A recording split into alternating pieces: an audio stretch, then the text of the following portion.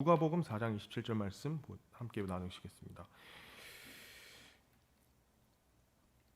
또 대언자 엘리사 때에 이스라엘에 많은 나병 환자가 있었으되 그들 중 아무도 정결하게 되지 못하고 오직 시리아 사람 나아만만 정결하게 되었느니라 하시니라. 아멘. 우리 말씀을 위해 잠시 기도하겠습니다. 하나님, 이 시간 저의 마음이 주님께 가까이 나아가길 원합니다. 우리의 마음과 우리의 생각과 우리의 시선이 말씀을 통해서 최고의 이 교육을 주시는 이 말씀을 통해서 다시 한번 우리의 마음이 주님 앞에 깨지고 우리가 주님 앞에 또 회개하고 또 도전받고 또 격려되기를 원합니다. 하나님께서 이 시간 함께해 주시고 우리의 마음을 지켜주시고 또 인도해 주시길 간절히 바랍니다. 모든 것 감사드리며 예수님 이름으로 기도드립니다. 아멘. 자리에 앉으시겠습니다.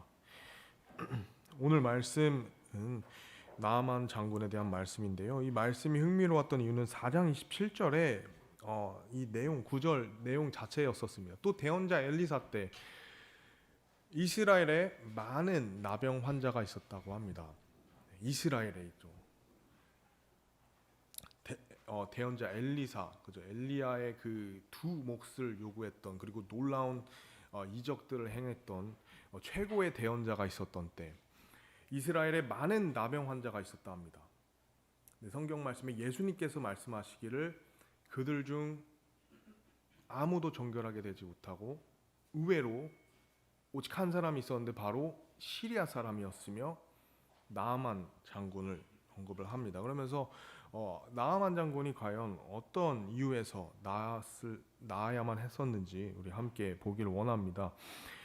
그 나아만 장군이 대체 어떤 일을 행했길래 우리가 그 말씀은 열왕기하 5장에 나와 있습니다. 그래서 5장 말씀을 함께 펴시면서 함께 보기를 원합니다. 열왕기하 5장 1절에서 4절 그리고 9절에서 14절 저희가 중략하고 그렇게 함께 보시길 원합니다. 먼저 열왕기하 5장 1절에서 4절까지 말씀인데요. 이렇게 나와 있습니다. 한편 시리아 왕의 군대 대장 나아만은 자기 주인에게 크고 존귀한 자였으니 이는 주께서 그를 통해 시리아에 구출을 주셨기 때문이더라. 그래서 주님이 또 나오시죠. 하나님이 그와 함께했다는 사실을 우리 볼 수 있습니다. 그는 또한 강한 용사였으나 나병 환자더라. 전에 시리아 사람들이 떼를 지어 나갔다가 이스라엘 땅에서 작은 소녀 한 명을 포로로 사로잡아 왔는데 그녀가 나아만의 아내를 섬기더라. 그녀가 자기 여주인에게 이르되 내 주께서 사마리아에 있는 대언자와 함께 계신다면 좋겠나이다. 그가 그분의 나병을 고쳤으리이다 하니 한 사람이 들어가 자기 주에게 고하여 이르되 이스라엘 땅에서 온 소녀가 이러이러하게 말하였나이다 하니라. 잠시 우리가 본론 말씀에 들어가기 전에 먼저 나눌 수 있는 것이 이 작은 한 소녀를 기억하길 원합니다. 모든 사람의 온전한 변화, 하나님을 통한 온전한 변화는 사실 작은 소녀든 큰 소녀든 작은 소년이든 큰 장정이든 사람에 의해서 일어납니다. 그것이 우리가 오늘 우리 개인이 영혼을 위해 나아가야만 하는 이유입니다. 그 사람이 작든 그 사람이 크든 그 사람이 예수님에 대해 전한다면 오늘 그 기적의 시작을 우리는 이 시대에서도 볼 수 있을 거라 믿습니다. 계속해서 9절 말씀을 보시면요. 이제 그러해서 이제 나아만 장군이 그 얘기를 듣고 이제 엘리사를 찾아가는 것이죠. 9절 말씀에 이에 나아만이 자기의 말들과 병거를 거느리고 와서 엘리사의 집 문에 서니 엘리사가 사자를 그에게 보내어 이르되 가서 요르단 강 속에서 7번 씻으라. 그러면 내 살이 다시 나와 내가 정결하게 되리라 하니라. 그러나 나아만이 노하여 물러가며 이르되 보라 나는 그가 분명히 내게로 나와 서서 주 자기 하나님의 이름을 부르고 그 부위를 손으로 쳐서 나병 환자를 고칠 줄로 생각하였노라. 다마스쿠스의 강들인 아바나와 바르발이 이스라엘의 모든 물보다 낫지 아니하냐. 내가 그 강들 속에서 씻으면 정결하게 되지 아니하랴 하고 이에 돌아서서 분노하며 떠나가니 그의 종들이 가까이 와서 그에게 말하여 이르되 내 아버지여 만일 대언자가 주인에게 명하여 어떤 큰 일을 하라 하였다면 더라면 주인께서 그 일을 하지 아니하셨으리까 그런즉 그가 주인에게 몸을 씻어 정결하게 되리라 하고 말하면 얼마나 더 그리하셔야 하리까 하므로 이에 그가 내려가서 하나님의 사람의 말대로 요르단강 속에 7번 몸을 담그니 그의 살이 다시 나와 어린 아이의 살같이 되고 그가 정결하게 되었더라. 14절에서 나와 있습니다. 사실 이것이 이제 나아만 장군이 어떻게 이 나병으로부터 온전히 회복될 수 있었는지에 대한 내용입니다. 그러나 이것이 바로 이루어지지 않았죠. 우리가 방금 내용을 봤듯이 첫 번째로 우리가 볼 것은 나아만의 터져버린 그 불만입니다. 나아만 장군이 이 대우를 받고 사실 불만을 터뜨리죠. 첫 번째 그가 느꼈던 이 부당하다 느꼈던 부분은 바로 이것입니다. 11절 말씀에 그러나 나아만이 노하여 물러가며 이르되 보라 나는 그가 분명히 내게로 나와 서서 주 자기 하나님의 이름을 부르고 그 부위를 손으로 쳐서 나병 환자를 고칠 줄로 생각하였노라 라고 말하죠. 이 구절을 통해서 나아만 장군이 느꼈었던 것, 분했던 이유는 바로 그가 받은 대우, 처우였기 때문이죠. 자신의 요구를 응한 하나님의 사람이 직접 나와서 그를 마중하며 그에게 인사하며 이 문제를 직접 해결해 줄 것이라고 생각했었던 것입니다. 그것을 굉장히 기대했던 것이죠. 그래도 나름의 이 장군이 명예도 있고 장군으로서 그 사람들에게 참 인정받고 참 어떻게 존경받는 사람이었는데 그가 막상 이스라엘 낯선 땅으로 가니 사마리아 땅으로 가니 그가 받았던 대우는 전혀 그가 인생을 살면서 받지 못했던 대우였던 것입니다. 어떤 대우였죠? 바로 엘리사의 비서죠. 비서가 나와서 대신 그 말을 전했던 것입니다. 한번 상상해 보시면 정말 긴 여행 끝에 어떤 마음과 계속 고심하고 또 여러 가지 마음 가운데 내가 정말 가야 되나, 내가 정말 오라 해야 되지 않나, 내가 직접 가야 되나, 여러 가지 그런 마음 가운데 왔는데 막상 그 대언자라 하는 사람은 나오지 않고 그의 말을 대신할 어떤 다른 사자라고 하죠. 메신저가 와서 단순하게 요르단 강에 가서 7번 씻으십시오. 그리고 다시 들어간 것입니다. 거기에 굉장히 이제 분노를 했던 것이죠. 나아만 장군은 사실 자신의 지위와 명예에 걸맞는 대우를 원했던 것입니다. 한 국가의 장군이었고 또 그가 가진 권력과 명예, 재물이 실로 엄청난 자였던 것이죠. 그가 세운 공 또한 보통 사람이 가질 수 없었던 것이었습니다. 그런 그가 이런 대우를 받았음에 분노했다는 것이죠. 처음부터 완전히 그가 회복될 수 있었던 건 아니었습니다. 먼저는 그가 내려놔야만 했던 무언가가 있었는데 부당하다고 느꼈던 대우였다는 것입니다. 이것을 우리가 우리 삶에 혹은 우리의 삶에 적용을 해 본다면 우리는 기억해야 될 한 가지가 바로 우리의 문제 혹은 우리의 어려움이 해결되지 않는 이유, 하나님 앞에서 해결되지 않는 이유가 여러 이유들이 있겠지만 사실 바로 우리가 하나님 앞에 내 스스로가 부당하다고 느끼는 그 대우 때문입니다. 내가 내 자신을 하나님 앞에 온전히 내려놓지 못한 부분이 있다는 거죠. 그것이 하나님 앞에서나 혹은 더 나아가서 교회 안에서도 그런 일들이 있다는 것입니다.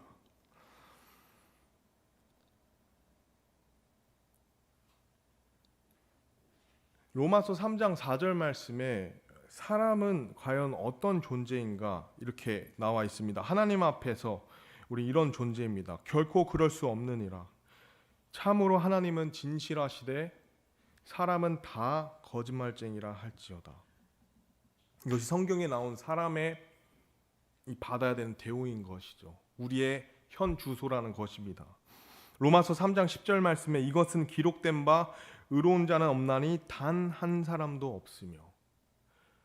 그러나 우리는 많은 사실을 뒤로하고 우리가 하나님 말씀 앞에 우리가 사실 죄인이며 우리가 의롭지 못한 자이지만 우리가 삶을 살면서 혹은 이 교회 안에서 그 사실을 뒤로한 채 내가 이 세상을 살면서 내가 받아왔던 대우를 하나님 앞에서 요구할 때가 있고 또 교회 앞에서 또 성도들과 함께하면서 그것을 요구할 때가 있다는 것입니다. 그러나 문제는 우리의 대우가 부당하다 느낀다면, 그리고 그것이 하나님 앞에 온전히 내려놓지 못한다면 우리는 그 하나님의 해결책을 듣고도 그것을 행할 수 없게 된다는 것입니다. 하나님이 우리에게 주신 이 해결책, 하나님의 말씀을 두고 나는 그런 사람이 아니다, 나는 그런 대우를 원하지 않는다, 내가 내 자신을 굽히지 않고 높이지 않으면 그런 일이, 그런 기적이 내 삶에 일어날 수 없다라는 것이죠.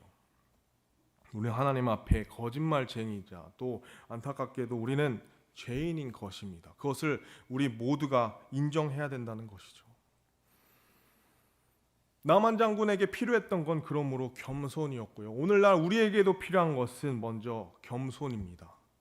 내 자신이 연약하다, 내 자신이 하나님 앞에 죄인이다, 내 자신이 하나님 앞에 모든 있는 것 그대로 순종하고 따라야 되는 존재인 것을, 또 무엇보다 이것이 우리 교회 안에서도 내가 내 그런 마음으로 살아가야 된다는 것이죠. 그런 마음으로 우리가 서로 함께 해야 된다는 것입니다.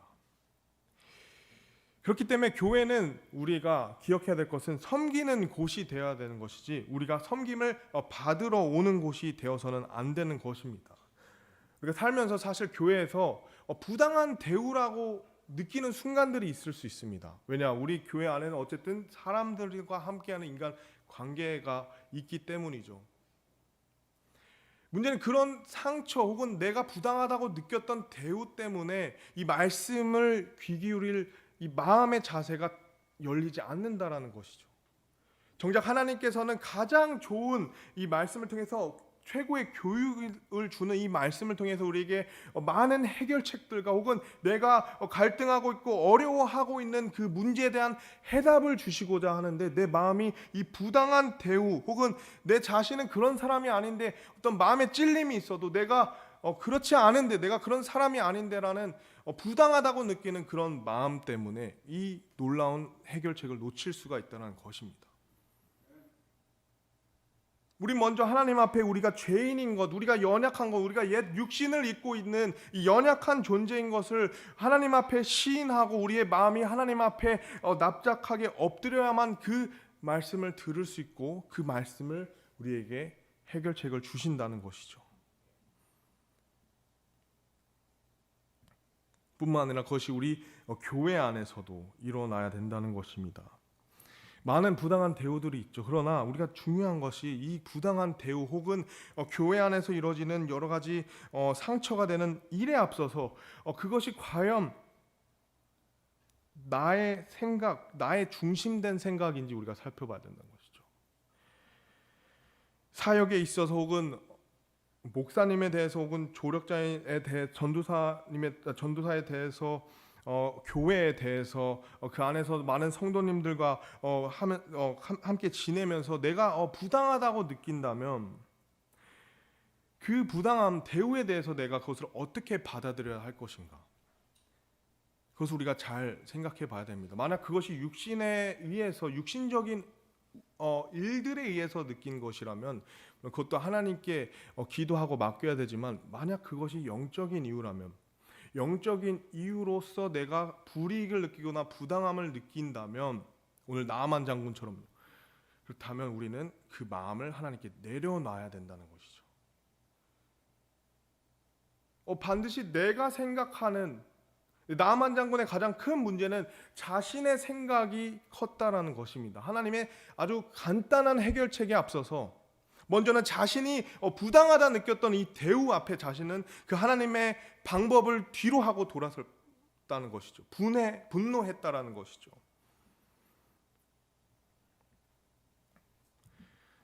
만약 내가 거절을 당했거나 혹은 내가 상처를 받은 이유들이 하나님의 말씀에 의해서 혹은 영적인 이유라면 우린 거기에 상처를 받고 교회를 떠나거나 돌아서서는 안 되는 것입니다. 우리의 마음이 하나님 말씀 안에 다시 지켜져야 된다는 것이죠.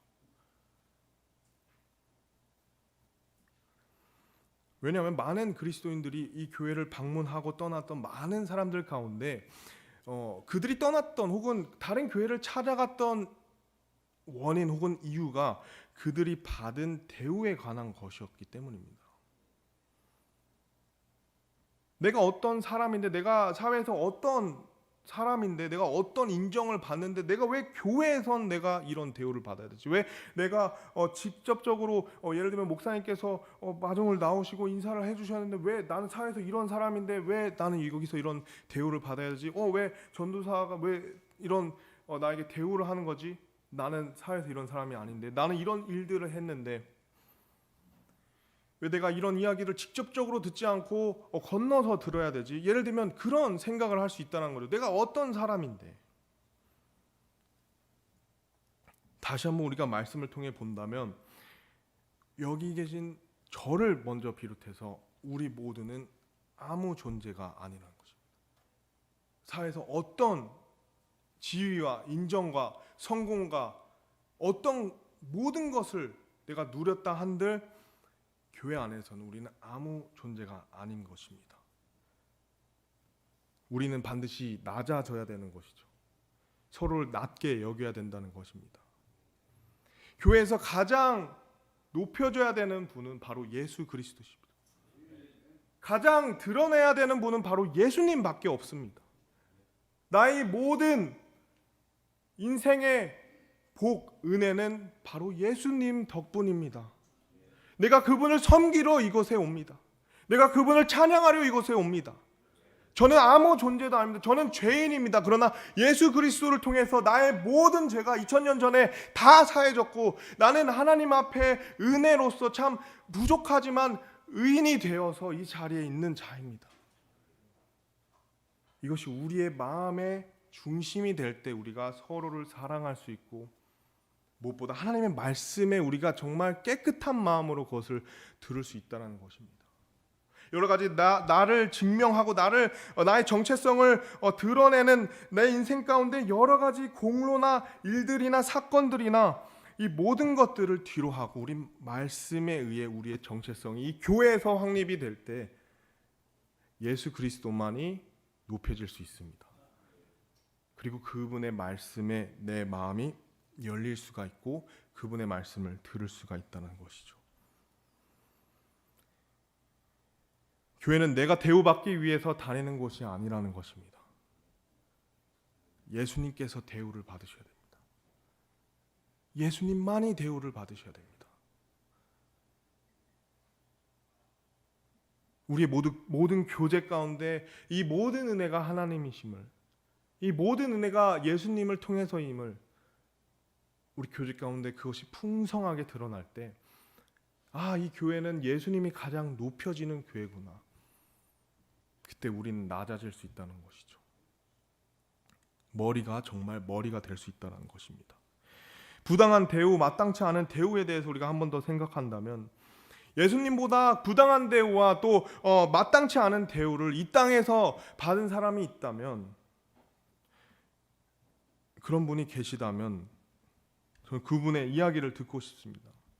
내가 받은 대우가 부당하다 생각하는 그것이 예수님께서 이 땅에서 받으신 대우보다 더 크다고 생각하시면 어떤 내용이든 어떤 결정이든 저는 존중할 수 있습니다. 그러나 예수님조차도 그런 부당한 대우에 앞서서 묵묵부답하셨습니다.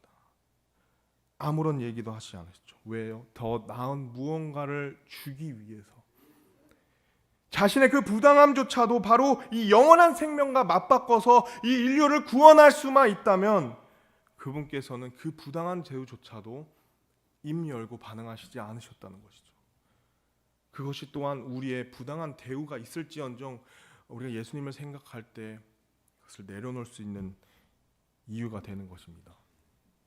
우리의 부당한 대우를 먼저 내려놓고 내가 정말 하나님 앞에 죄인인 것을, 내가 정말 연약한 존재인 것을, 내가 정말 말씀으로 변화돼야 되는 정말 이 옛 육신으로 정말 이런 이 땅에서 살아가는 힘겨운 존재인 것을 시인할 때, 그때 하나님 말씀을 통해 내가 요르단 강으로 갈 수 있다는 것이죠. 나아만 장군은 첫 번째 그 갈등, 그 불만이 바로 자신이 받아야만 한다는 그 대우 때문이었었습니다. 여기 사실 나아만 장군과 다른 또 다른 이방인 출신의 백부장이 있죠. 우리 너무 잘 알고 있습니다. 누가복음 7장, 3장 이후에 나오는 세 장이 넘어서 나오는 인물이죠. 예수님께서 만나신 그 백부장 7장 6절에서 7절, 누가복음 7장 6절 7절 말씀에 이렇게 나와 있습니다. 그때에 예수님께서 그들과 함께 가시더라.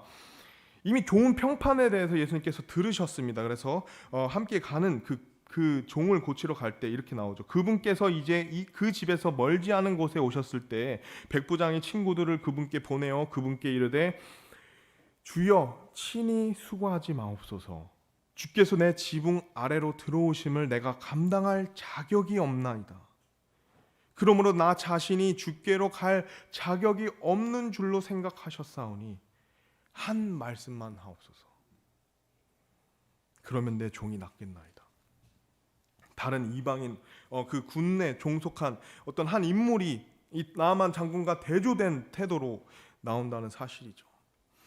하나님께서 예수님께서 자신에게 직접 오실 때 제가 직접 갈 자격조차도 없습니다. 그래서 제가 친구들을 보내서 이 말을 대신하오니 주님께서 제가 마중 나갈 자격조차도 없고 제 집으로 제가 받아들일 자격조차도 없습니다. 그리고 그의 마음은 그 말씀에 열려 있었다는 것이죠. 한 말씀만 하옵소서.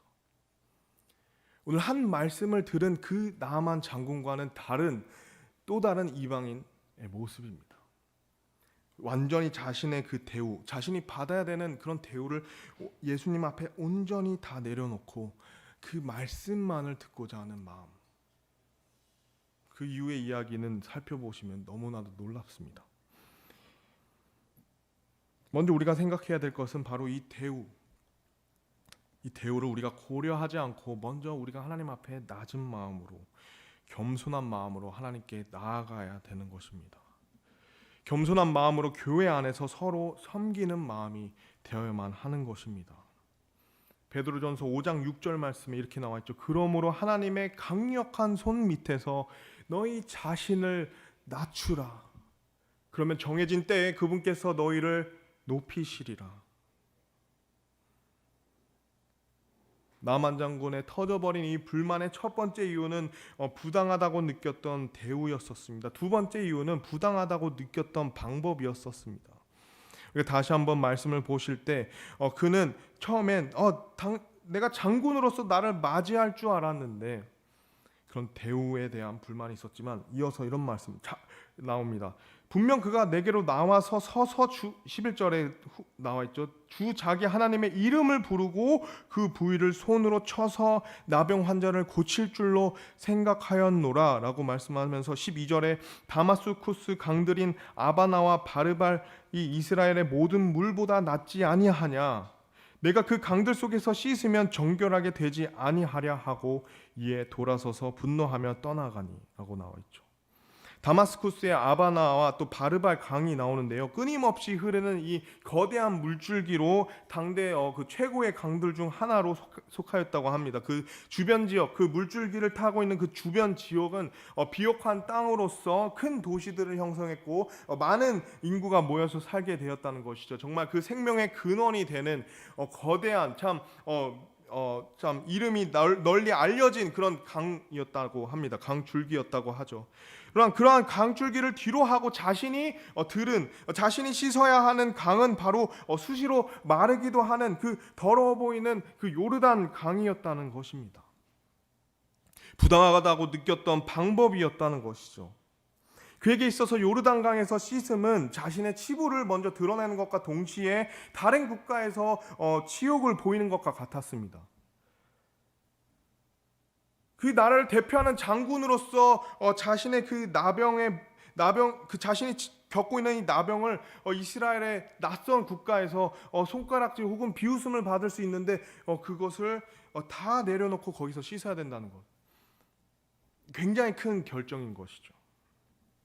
그 방법은 혹은 그 강은 자신이 생각하기에 합당하지 않았던 것입니다. 우리의 문제에 대한 우리의 태도는 어떻습니까? 하나님께서 사실 제시해 주셨는데 이미 답을 주셨는데 그 방법이 혹시 마음에 차시지 않습니까? 그 방법이 내가 생각한 방법과는 전혀 다른 방법입니까? 하나님의 방법대로 행하지 않으면 우린 결코 해결할 수 없습니다.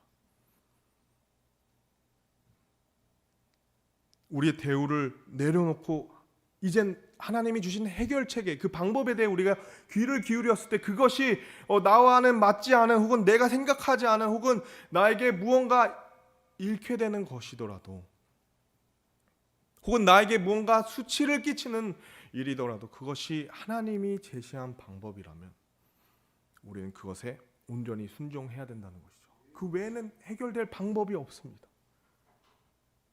하나님이 제시한 해결책 외에는 해결 방법이 없습니다. 더 좋은 강 혹은 자신이 생각하기에 더 뛰어난 방법일지라도 하나님께서 제시하시지 않으셨다면 해결이 되지 않는다는 것이죠. 자신의 방법을 계속해서 고집하고 그것을 내려놓지 않으면 우리는 하나님의 은혜를 결코 볼 수 없습니다. 왜냐하면 하나님께서는 자신의 생각과 길이 우리의 생각과 길보다 높으시다고 말씀을 통해 선언하셨기 때문입니다. 이사야서 55장 8절에서 9절 말씀에 이렇게 나와 있습니다. 내 생각들은 너희 생각들이 아니며 내 길들은 너희 길들이 아니니라. 주가 말하노라. 하늘들이 땅보다 높음 같이 그렇게 내 길들은 너희 길들보다 높고 내 생각들은 너희 생각들보다 높으니라. 예수님께서 또 하나님께서 우리에게 자신의 생각을 제시할 때 우리의 이 한계를 우리 하나님과 결코 대조해서도 안 됩니다. 우리의 생각을 감히 하나님께도 아래서도 안 됩니다. 왜냐하면 하나님께서는 이 세상을 창조하신 창조주일 뿐만 아니라 무엇보다 전지하시며 또 전능하신 분이시라는 것이기 때문이죠. 우리가 한 가지 우려되는 이 세상의 가장 두려운 사실은 점점 더 우리의 지식이 증가한다는 것입니다. 아시다시피 GPT 너무 잘 알죠. 이제 이 시간이 흐를수록 인간이 스스로 감당할 수 있는 정보와 지식이 하늘을 치솟을 것입니다.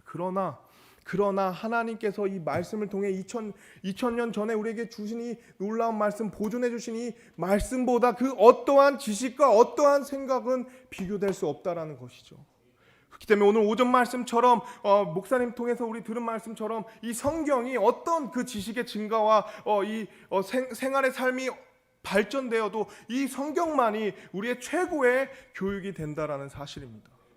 완전하게 완벽하게 구비될 수 있는 놀라운 말씀이 하나님의 생각이 들어가 있고 하나님의 길들이 제시되어 있는 이 말씀 가운데 우리의 마음의 초점이 맞춰져야 된다는 것이죠. 어떻게 우리가 하나님의 놀라운 생각 앞에 우리가 고집하고 있는 우리가 최고라고 생각하고 있는 방법과 생각을 얘기할 수 있습니까? 요르단 강이라면 요르단 강으로 가셔야 됩니다. 7번이라 한다면 7번을 씻으셔야 됩니다. 성경에는 놀랍게도 부당해 보이는 방법들로 이루어진 역사들의 증거가 담긴 책입니다. 모세의 지팡이 하나를 통해 그렇죠? 다윗의 그 무림매 하나가 누굴 쓰러뜨렸습니까? 오늘 나아만 장군의 이 기적의 시작은 그냥 작은 소녀 하나였습니다. 예수님께서 5,000명 그 이상을 먹이셨던 그 시작은 바로 한 작은 소년이 건넨 오병이어였습니다. 부당한 방법들이었죠. 우리가 느끼기에. 그리고 무엇보다 이 세상을 구원하시기 위해 예수 그리스도께서 택하셨던 유일한 방법은 바로 그 누구도 그 어떤 사람도 감히 택하기 쉽지 않은 멸시받던 십자가였습니다. 우린 그 사실들을 통해서 하나님의 방법과 생각과 길들이 우리의 이성과는 차원이 다름을 인정해야 된다는 것이죠.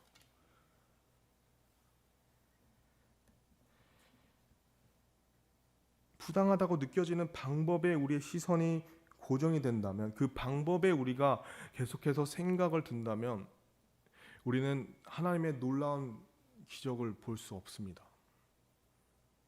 그 방법에 우리의 시선이 두는 것이 아니라 우리는 그 방법을 제시하신 분의 시선이 향해야 된다는 것이죠.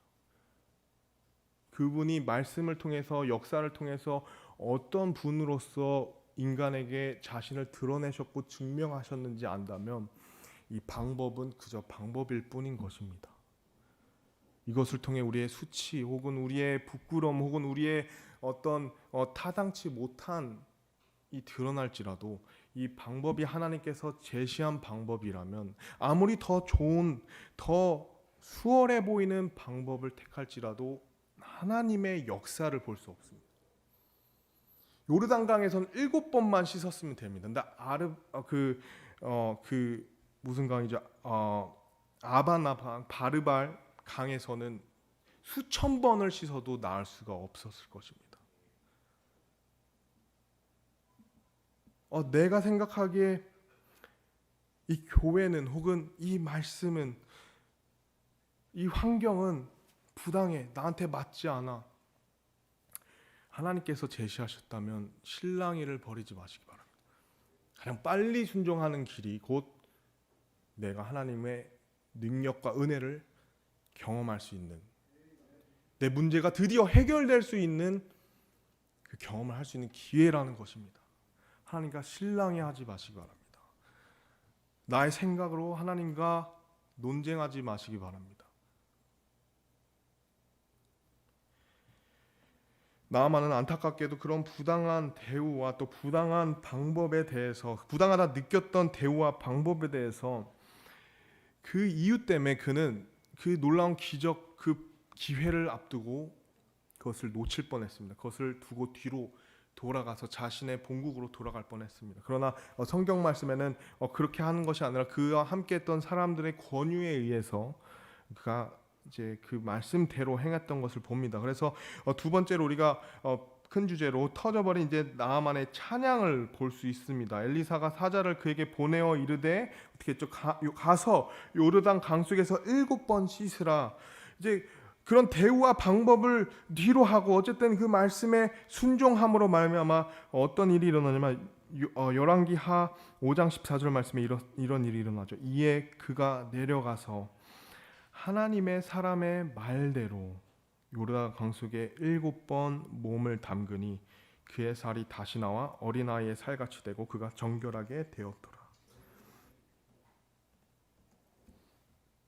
어떠한 대우와 방법을 뒤로하고 정말 그 제시된 하나님의 말씀대로 행하니 그가 그토록 간절히 원했던 그 나병으로부터 그 회복이 이루어지게 된 것이죠.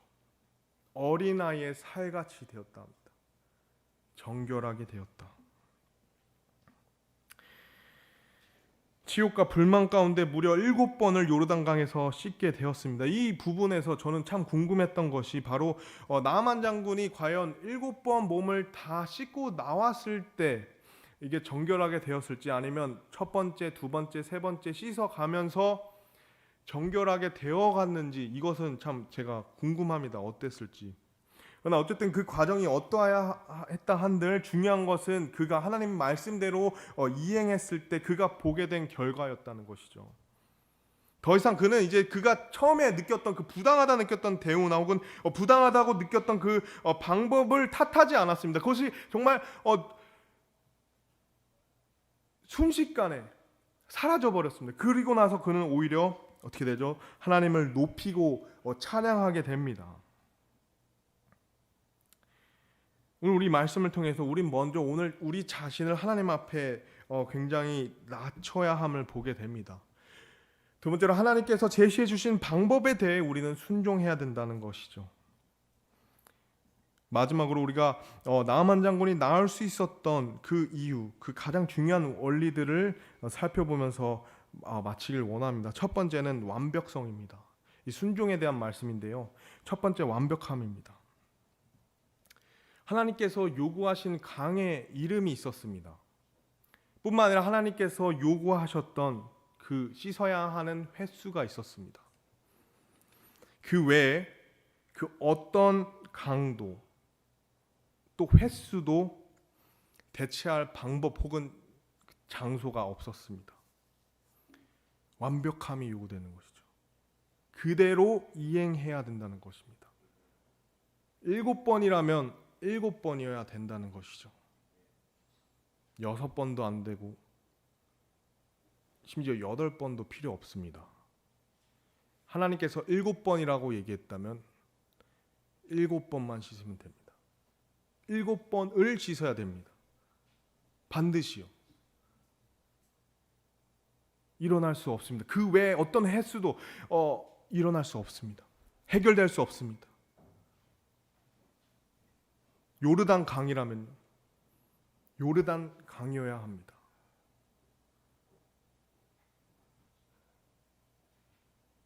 그 어떤 강, 더 좋아 보이는 강 필요 없습니다. 요르단 강 7번 그대로 완벽하게 순종해야 된다는 것이죠. 그래야만 나병이 해결된다는 것입니다.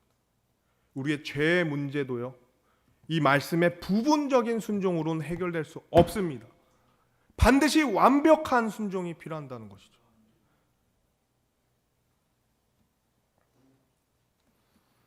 문제가 해결되기 위해서 말씀 그대로를 행해야 된다는 것이죠. 너무 어려운 것 저도 잘 알고 있습니다. 때론 부당해 보일 수 있죠. 내가 이것을 선택한다면, 이 말씀대로 행한다면 나에게 내 인생에 오는 어려움과 핍박과 또 잃게됨이 손실이 얼마나 큰데. 그러나 이 말씀에 의해서 우리가 알 수 있는 사실은 그대로 행하지 않으면 결코 해결될 수 없다는 것이죠. 그대로 행해야 됩니다. 부분적인 순종, 부분적인 말씀을 성취하는 것, 부분적인 믿음은 완벽한 하나님의 말씀에 합당하지 않은 것입니다. 하나님의 말씀이 완벽하다는 이유는 이 말씀을 그대로 행할 때 완벽하신 하나님을 볼 수 있고 만날 수 있다는 것입니다. 그렇기 때문에 하나님께서 성경을 완성하신 것입니다. 우리에게 부분만 주시지 않았습니다.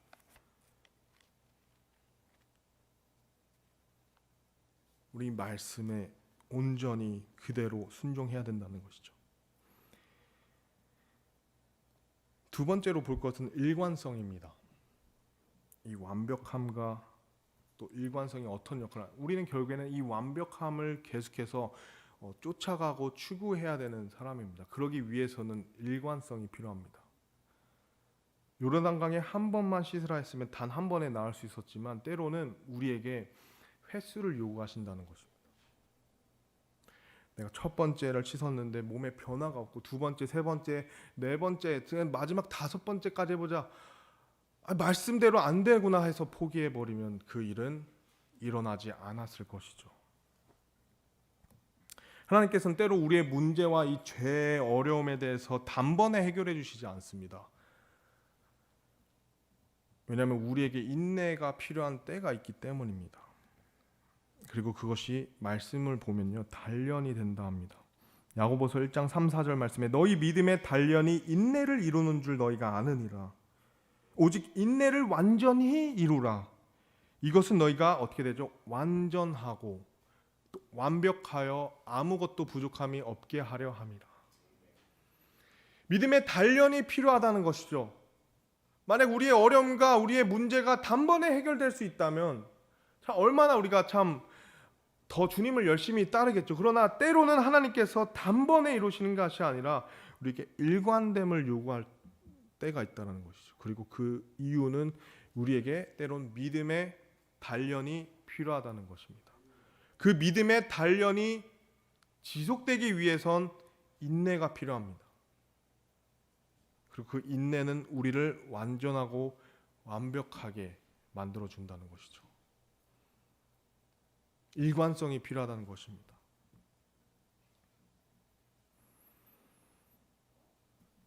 하나님께서 우리에게 선하신 목적 가운데서 우리에게 인내를 요구하신다면, 7번 횟수를 요구하신다면 우리는 그것을 일관되게 계속해서 순종해 가야 되는 것입니다.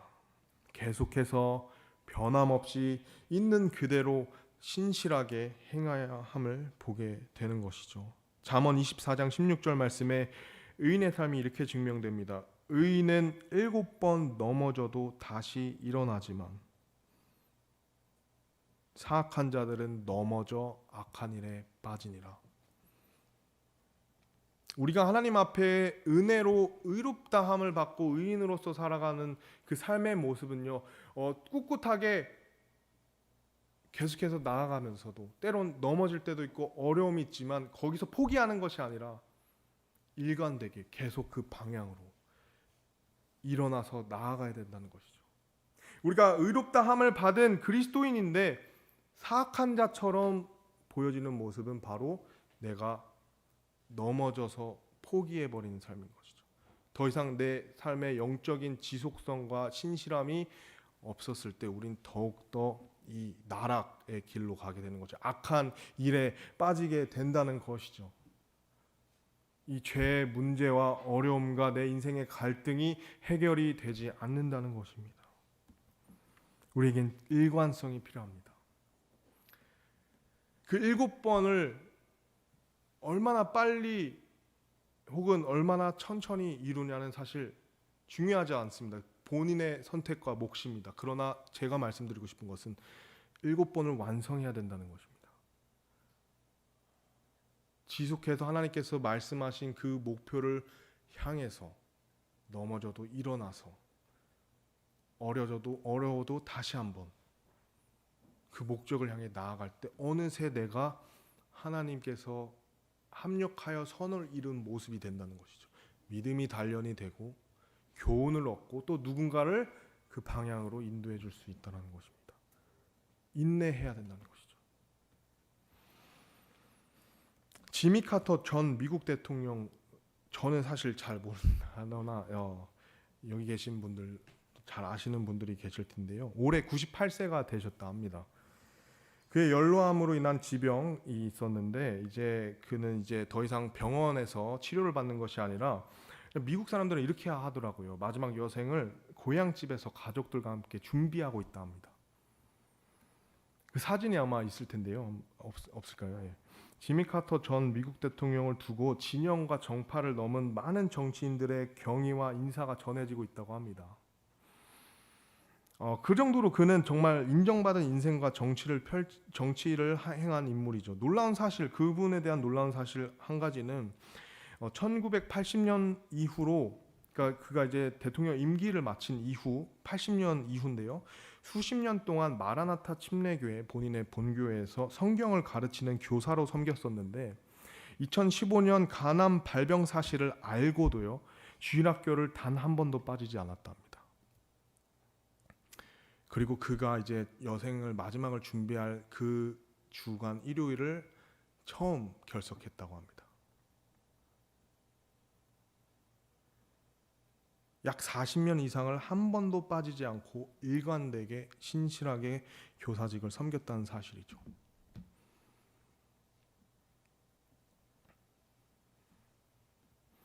한 번도 빠지지 않았답니다. 놀라운 간증이죠. 또 저희가 주일 성수를 강조하는 것이 아니라 그의 마음, 하나님을 향한, 그리고 그 일에 대한 자신의 사명감이 그가 간암 발병을 알고도 계속해서 섬기는 원동력이 됐다는 것이죠.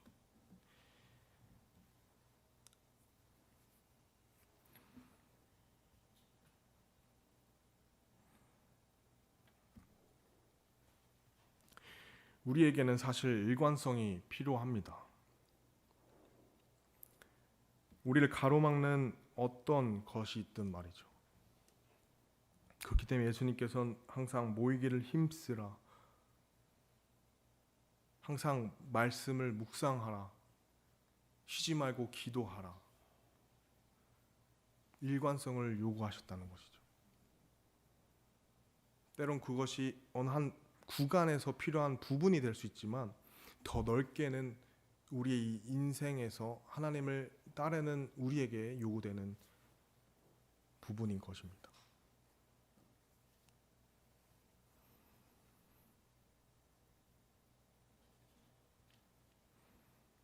남들이 봤을 때 초라해 보이는 그 요르단 강 속에서 놀라운 기적이 일어났던 이유는 바로 다른 것이 아닌 하나님께서 명하셨고 하나님께서 행하실 것이기 때문이었습니다.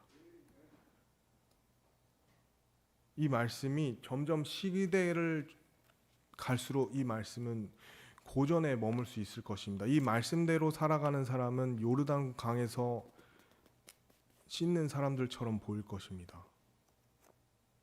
그러나 이 말씀을 누가 명하셨습니까? 이 말씀을 통해 누가 행하실 것입니까?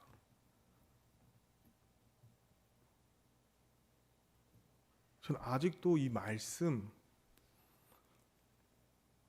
정말 이제는 이 현대 이 주의에 의해서 갈기갈기 찢기고 평파받을 수 있는 이 말씀에 의해서 많은 사람들이 영원한 생명을 누리고 자신의 죄를 자백하고 예수 그리스도를 따르고, 무엇보다 이 마지막 부분에 나와 있는 아직 이루어지지 않은 일들이 문자 그대로 성취될 것을 믿습니다. 아무리 누가 뭐라 해도요.